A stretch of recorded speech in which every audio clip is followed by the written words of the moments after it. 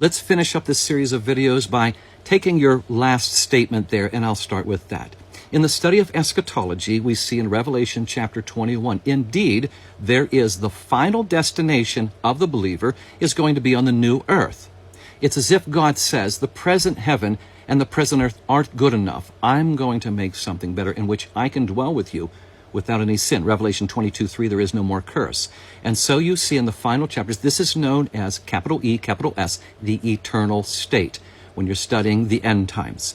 So God says in 2 Peter chapter 3, God is making everything, renovating it down to the smallest molecule allowed in the Koine Greek language.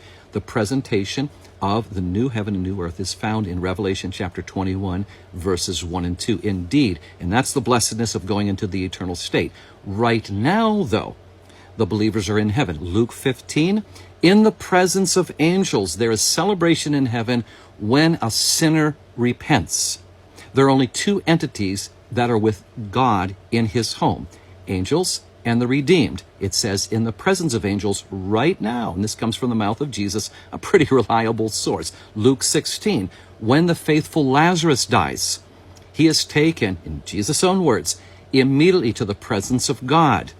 You see through the narrative, the condemned go to punishment, the redeemed go to the presence of God. There is a gulf fixed. It's not talking about earth at all, sir. It's talking about the presence of God, that joyful place. When you take a look at the many promises that you see here, you're going to see that these are telling us that we can be assured of the presence of God and the enjoyment of God right now.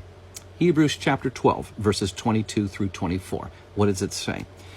You're going to Mount Zion. Now, Mount Zion is used back and forth within the scriptures of talking about the literal Jerusalem and then the heavenly home. Mount Zion. How do we know this? Because when you look in Hebrews chapter 12, verses 22 through 24, it tells you, if you're to go to heaven, Mount Zion, right now, what would you see? You would see God the Father, you would see countless angels, you would see the New Jerusalem, listen carefully, sir, and the spirits of the righteous made perfect, right now. The souls of the believers are in heaven. Their bodies are on earth awaiting the resurrection, the rapture of 1 Thessalonians chapter 4, 1 Corinthians chapter 15, John chapter 14. And so I want to give these as words of assurance to you and to others. Upon death, the Christian immediately goes to heaven.